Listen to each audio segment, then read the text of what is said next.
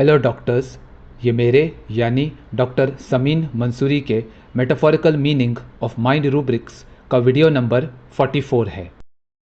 इस वीडियो का rubric praying constantly during paroxysm of vomiting doctor Knerr की repertory में दिया गया है और इसमें सिर्फ मेडोरेनम दवाई दी गई है।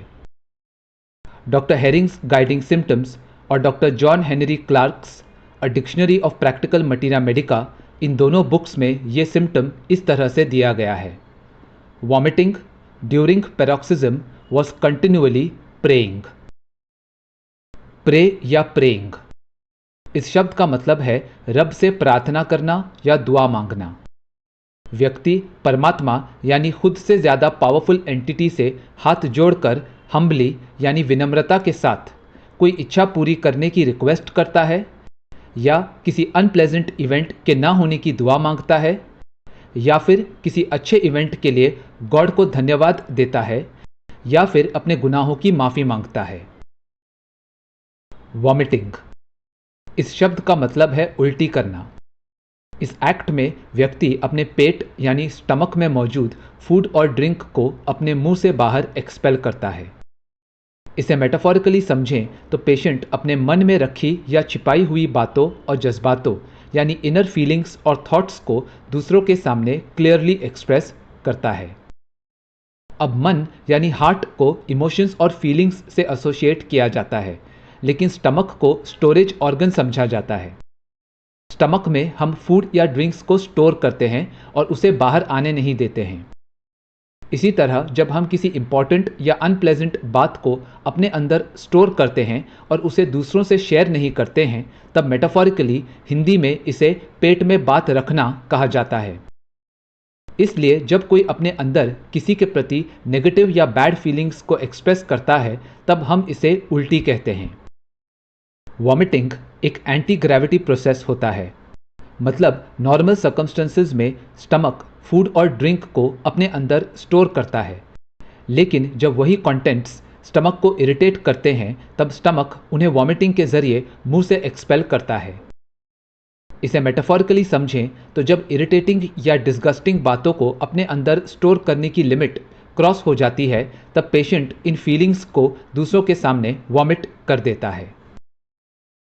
कॉन्स्टेंटली वर्सेस कंटिन्यूअली, इन दोनों वर्ड्स का कॉमन मीनिंग है किसी एक्टिविटी का बिना रुके लगातार होते रहना, लेकिन इनमें डिफरेंस ये है कि कॉन्स्टेंटली में वो एक्टिविटी सेम इंटेंसिटी यानी यूनिफॉर्मिटी के साथ होती रहती है, जबकि कंटिन्यूअल का मतलब है कि वो एक्टिविटी बार बार और लंबे समय के लिए रिपीट हो रही है।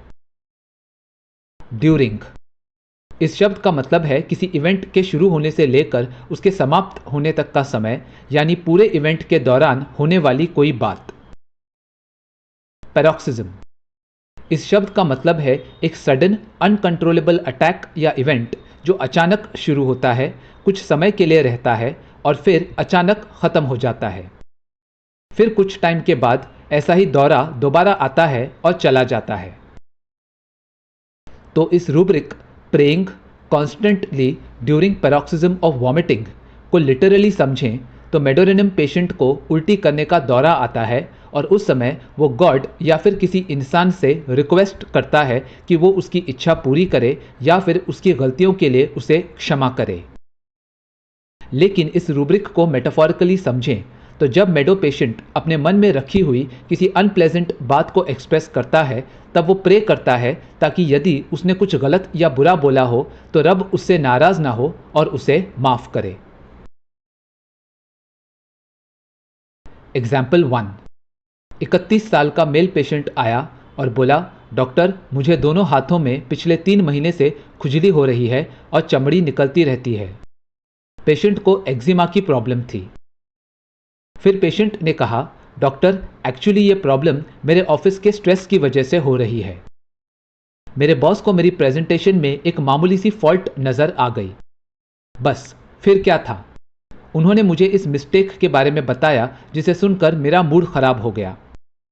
उस वक्त मुझे यही लगा कि मेरा बॉस कभी नहीं सुधरेगा, वो हमेशा से ऐसा था और ऐसा ही रहेगा।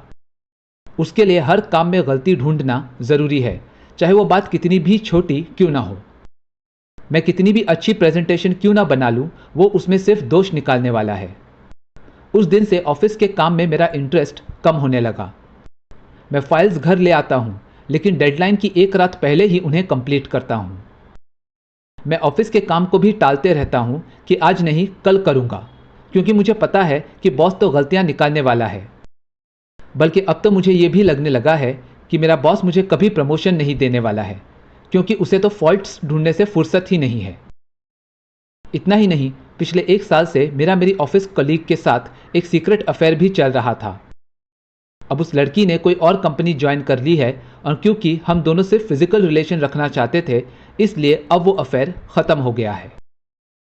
फिर पेशेंट बोला, ऑफिस के स्ट्रेस की वजह से अब तो मैं ड्रिंक्स भी लेने लगा हूँ, लेकिन मैं इस बात का खास तौर पर ध्यान रखता हूँ कि मेरे परिवार वालों को, यहाँ तक कि मेरी बीवी को भी इस बात का पता ना चले। मैंने शराब की बॉटल्स भी ऐसी जगह छिपा कर रखा हूँ जहाँ कोई सोच भी नहीं सकता। इसलिए अगर उनको मेरे दारू पीने का शक भी होता है तो वो इस बात को साबित नहीं कर पाते हैं। ड्रिंक्स के बाद मैं कम से कम 10 बार कुल्ला करता हूँ और अपने हाथ भी 3 से 4 बार धोता हूँ, ताकि शराब की बदबू ना आए। एक दो बार तो इतना ज़्यादा हाथ धोने की वजह से भी चमड़ी फटने लगी और खून निकल आया। एक्चुअली डॉक्टर, कभी कभी ज़्यादा खुजली होने पर भी मैं अपने हाथ दिन में 7 से 8 बार धोता हूँ। फिर पेशेंट बोला, डॉक्टर, 2 बार शराब पीने की वजह से मुझे उल्टी भी हुई थी। उस वक्त मैं बस भगवान से दुआ कर रहा था कि मुझे बचा लो, मुझे माफ़ कर दो, मैं कल से दारू पीना छोड़ दूंगा। लेकिन क्या करूं डॉक्टर, ये ऐसी बुरी आदत है जो छूटती ही नहीं। मैंने 2-3 बार खुद को ड्रिंक्स लेने से रोका, लेकिन कुछ टाइम बाद फिर से वही तलब उठती है और मैं खुद को रोक नहीं पाता हूँ। मुझे अपने आलस, अल्कोहलिज्म और बीवी से की गई बेवफाई के कारण अपने आप से घिन आने लगी है। ऐसा लगता है जिस दिन मेरे परिवार को यह सब पता चल गया, उस दिन उनमें से कोई भी मुझे माफ़ नहीं करेगा। यहाँ तक कि भगवान भी मुझे नर्क में ही भेजेगा। ये सारी बातें कई दिनों से मेरे मन में थी, और आज आपके सामने न जाने कैसे मैं ये सब कुछ साफ साफ बोल गया। अब डॉक्टर, आपसे हाथ जोड़कर विनती करता हूँ, प्लीज़ मुझे ऐसी दवा दीजिए जिससे कि मैं अपने शराब पीने की कमज़ोरी को कंट्रोल कर पाऊँ और दोबारा किसी पराई औरत के चक्कर से भी दूर रहूँ। एक बात और डॉक्टर, अगर मैं अपनी इस लत को छोड़ने के बारे में भी सोचता हूँ तो भी मुझे दारू की तलब महसूस होने लगती है। इसी तरह खुजली का इलाज करने के बारे में सोचते वक्त भी मेरी इचिंग और बढ़ जाती है। इसलिए आपसे एक बार और गुजारिश करता हूँ कि मुझे अच्छी दवा दीजिए। तो इस केस में पेशेंट ने बताया कि वो बॉस द्वारा प्रेजेंटेशन में पॉइंट आउट की गई मामूली और छोटी सी फॉल्ट से अपसेट हो गया। पेशेंट को यह लगने लगा कि भले ही वो कितना भी अच्छा काम करे, ना तो बॉस उसकी तारीफ करेगा और ना ही उसे प्रमोशन देगा। मतलब बॉस के छोटी सी गलती ढूंढने वाले एटीट्यूड के कारण पेशेंट को अपने बॉस द्वारा अप्रिसिएशन और जॉब में प्रमोशन, इन दोनों के मिलने की बिल्कुल भी कोई उम्मीद नहीं है।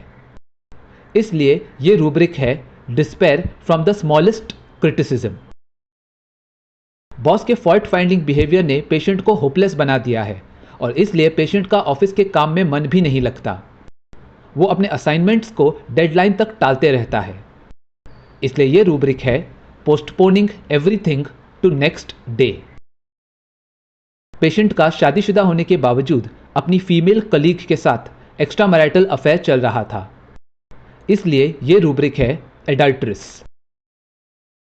पेशेंट ने बताया कि अब वो शराब पीने लगा है और उसे इसकी लत लग गई है, लेकिन इसके बावजूद वो अपने ड्रिंक्स इतनी चालाकी से कंज्यूम करता है कि परिवार वाले चाहकर भी पेशेंट को रेड हैंडेड कैच नहीं कर पाते हैं। इसलिए ये रूब्रिक है alcoholism, dipsomania, drinking on the sly.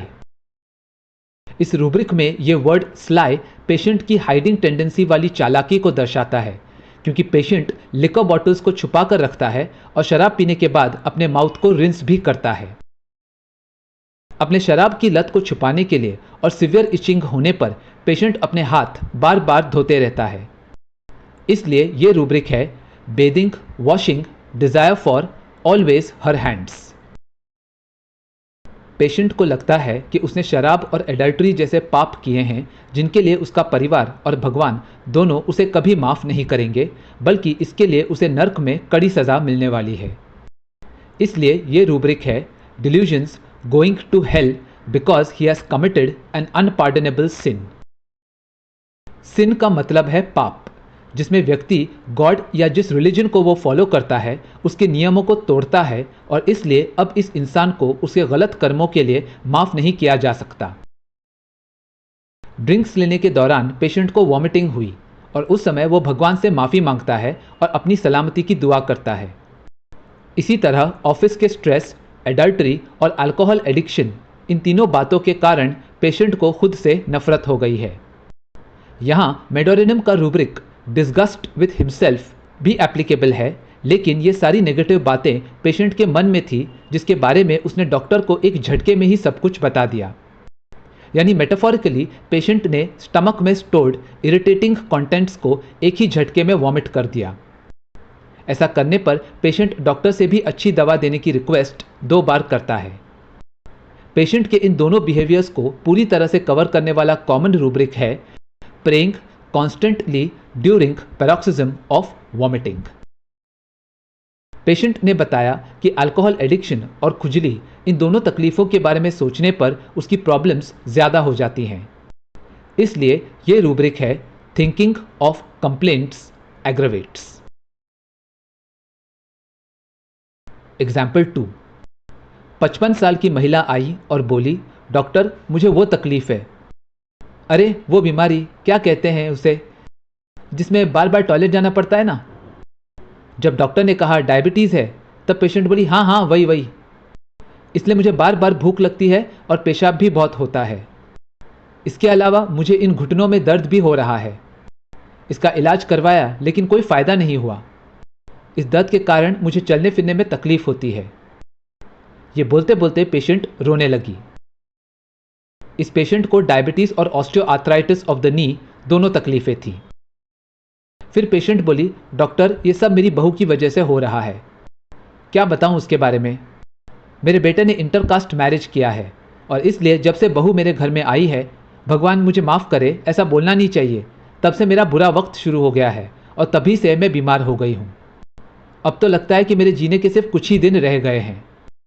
मेरी बहू 1 नंबर की शातिर औरत है। हमेशा मुझ पर इस तरह से निगरानी रखती है कि किसी को पता भी नहीं चलता। देखने पर लगेगा कि वो किचन में काम कर रही है, लेकिन उसका पूरा ध्यान इस बात पर रहता है कि मैं अपने कमरे में क्या कर रही हूँ, अलमारी से क्या कपड़े या जेवर निकाल रही हूँ। मैं कोई भी काम करूँ, मुझे ऐसा लगता है कि मेरी बहू मुझे चुपके से देख रही है।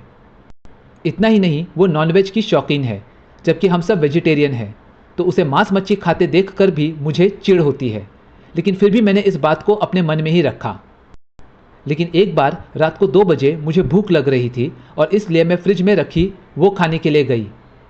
अरे वो है ना, वो जो कैडबरी वाले बनाते हैं ना, लड्डू नहीं, पेड़ा नहीं, हाँ चॉकलेट। अब याद आया। वो खाने के लिए गई तो अगले दिन उसने मुझसे पूछा कि फ्रिज में रखी हुई चॉकलेट कहाँ गई।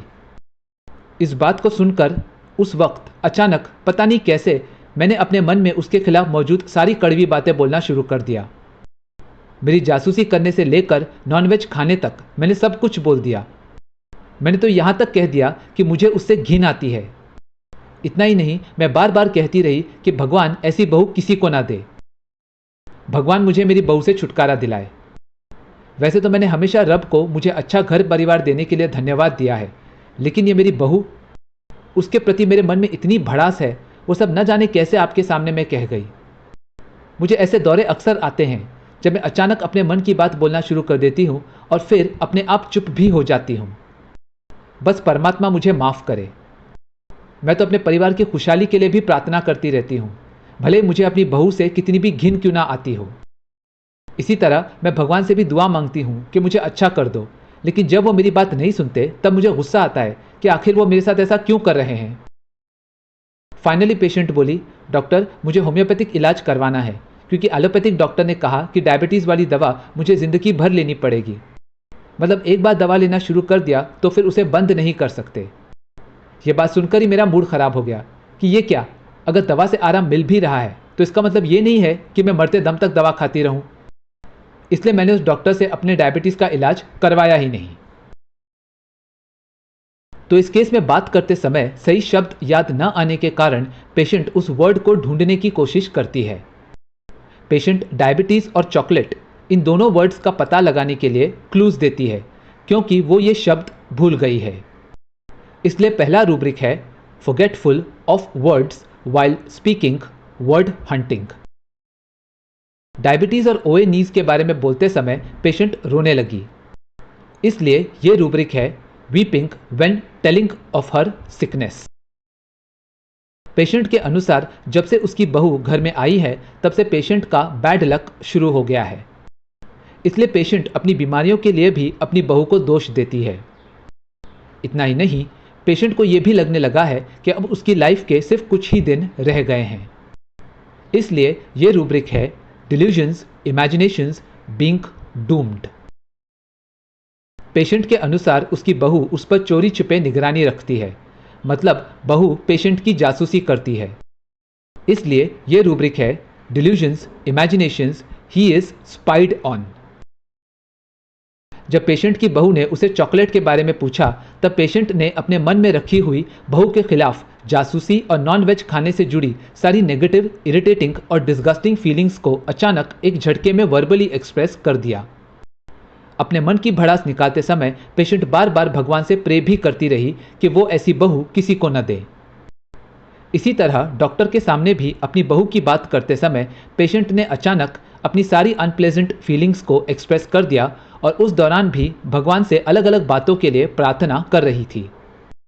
अच्छे परिवार के लिए धन्यवाद देकर उनकी सलामती की इच्छा करना हो, या बहू और बीमारी दोनों से छुटकारा पाना हो, या फिर बहू की बुराई करने के लिए माफ़ी मांगना हो, पेशेंट बार बार भगवान से दुआ कर रही थी। अपने मन में रखी हुई बात को वायलेंटली इजेक्ट करना वॉमिटिंग के समान है।